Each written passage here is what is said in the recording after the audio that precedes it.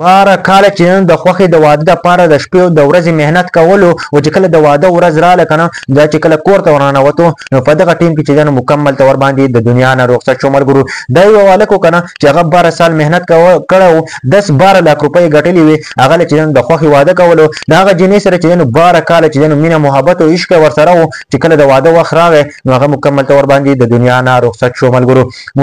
محمد رحیم چې هغه پلار چې دی نو وفات شوی دی او مور چې دی نو ډېره زیاته بوډۍ ده او هغه چې دی نو په ټولو کې کشری او په خویندو ورونو کې چې دی نو ټولو نه کشری و د ټولو چې دی نو ډېر زیات خوښ و یو ډېر زیات ایماندار انسان و.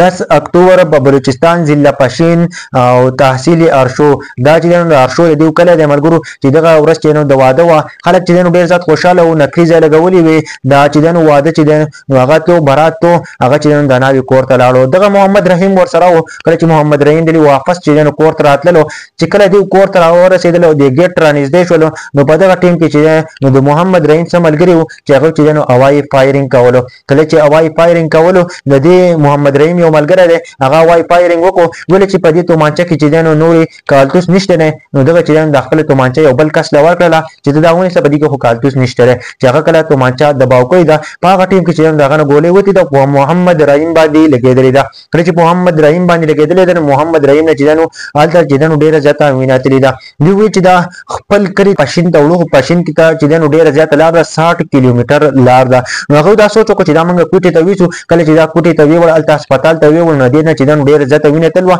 تقریبا 16 بوتلې چې دی نو دې ته اینه ورکړله. دله چې کله اینه ورکړله که نه د هغه به وجود چې دی نو دا 2 ورځې ژوندی و د هغه نه پس چې دی نو مکمل طور باندې د دنیا نه رخصت شو هغه چې دی نو د دنیا نه لاړ. هغه د خوښې واده و هغه چې دی نو 12 سال محنت کړی و ویله چې دا جینۍ زه واخلمه خپل مور پلار ته ویلو او د هغه باوجود چې دی نو هغه واده وکړو څه ملګرو چې دی نو فایرینګ کولو چې په هغه کې د دنیا نه رخصت شو ملګرو.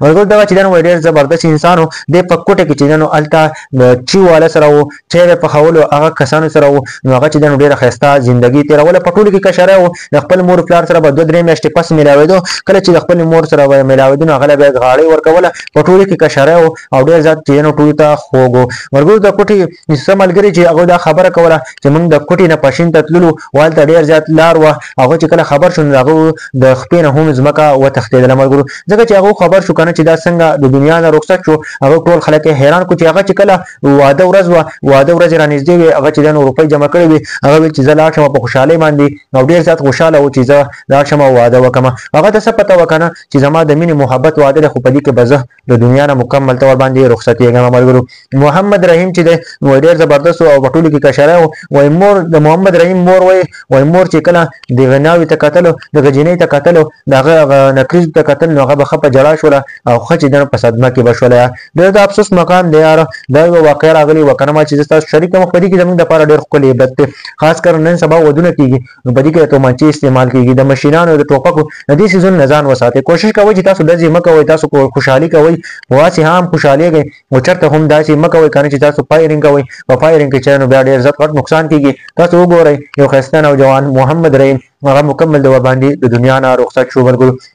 دا ویډیو د نورو ملګرو سره شیر کړئ په دې باره کې تاسو څه وایي ښه ودې کمنټ ضرور وکړئ. زموږ اصل دلته چې موږ کله ویډیو جوړو موږ د دې لپاره جوړو چې تاسو د هر ویډیو نه چې دی نو مطلب واخلئ او هغه چې دی نو تاسو ته په ذهن کې چې دی نو کښېني یو داسې قسمه واقعې راغلې دي چېرته چې دی نو فایرینګ مه کوئ او د فایرینګ د وجې نه چې دی نو هغه ډېر زیات کسان چې دی نو هغه رخصت شولو